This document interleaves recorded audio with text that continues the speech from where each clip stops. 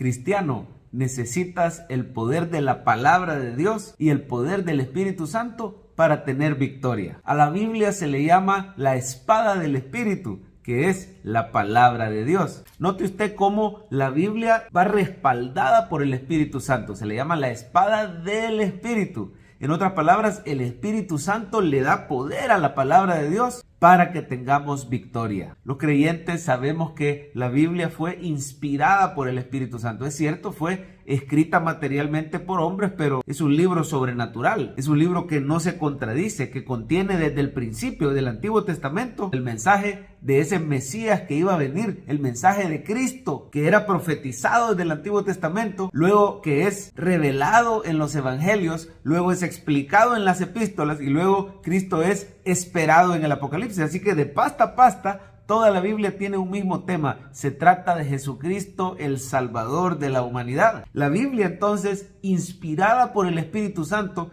es el mejor regalo que Dios le puede dar al creyente. Con el poder de la palabra de Dios y el poder del Espíritu Santo, el creyente es invencible y tiene victoria ante cualquier situación. Quiero que vea Lucas 4, como el mismo Señor Jesucristo, siendo la palabra encarnada. Acuérdense que Cristo se le llama el Verbo de Dios. Él es la palabra encarnada, pero Él mismo necesitó del poder del Espíritu y el poder de la palabra de Dios para darnos ejemplo de cómo tener victoria en la vida. Lucas 4:1 comienza diciendo: Jesús, lleno del Espíritu, volvió del Jordán, lo acababan de bautizar, y fue llevado por el Espíritu al desierto por 40 días. Y era tentado por el diablo. Mire, así como Israel en el desierto fue tentado y falló, Cristo fue llevado al desierto pero tuvo victoria porque tenía el poder del Espíritu Santo. No solo el poder del Espíritu, tenía el poder de la palabra de Dios, porque él guardaba la palabra en su corazón. Mire cómo enfrentó las 3 tentaciones que le hizo Satanás. La primera, en el versículo 3, le dice el diablo: si eres hijo de Dios, di a esta piedra que se convierta en pan. Y Jesús le respondió: escrito está, no solo de pan vivirá el hombre, sino de toda palabra de Dios. Le respondió con Deuteronomio 8:3. Luego el diablo volvió a tentarlo, llevándolo a un monte alto, y dice el versículo 6 que le dijo: a ti te daré toda esta potestad y la gloria, porque a mí me ha sido entregada, a quien yo quiero la doy, si tú postrado me adorares. Así le dijo Satanás al Señor Jesús, pero él le respondió en el versículo 8: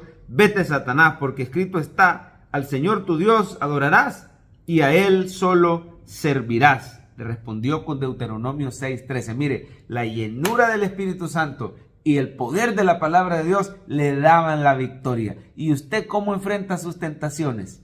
¿Tiene presente lo que dice la palabra de Dios? ¿Tiene usted el hábito de memorizar versículos? ¿Tiene usted el hábito de diariamente leer las promesas de Dios? ¿Conoce usted lo que dice la palabra al creyente? Los mandamientos, las promesas de Dios, la lectura bíblica diaria, la memorización, la oración. Todas son herramientas, son parte de esa armadura que Dios nos ha dejado para que enfrentemos las tentaciones de Satanás. Esta vida es como un desierto, pero usted y yo tenemos victoria en Cristo Jesús. Por eso pongámonos esa armadura. Mire, la tercera tentación, el diablo le sacó la Biblia, le sacó el Salmo 91, 11 y 12. Vamos a ver el versículo 10, ahí en Lucas 4:10, porque escrito está, a sus ángeles mandará. Mire, el diablo citando la Biblia según él, para que te guarden, y dice el 11, en las manos te sostendrán. Le decía prácticamente que se tirara desde el pináculo del templo para que los ángeles lo agarraran. El Señor le respondió con Deuteronomio 6, versículo 12, no tentarás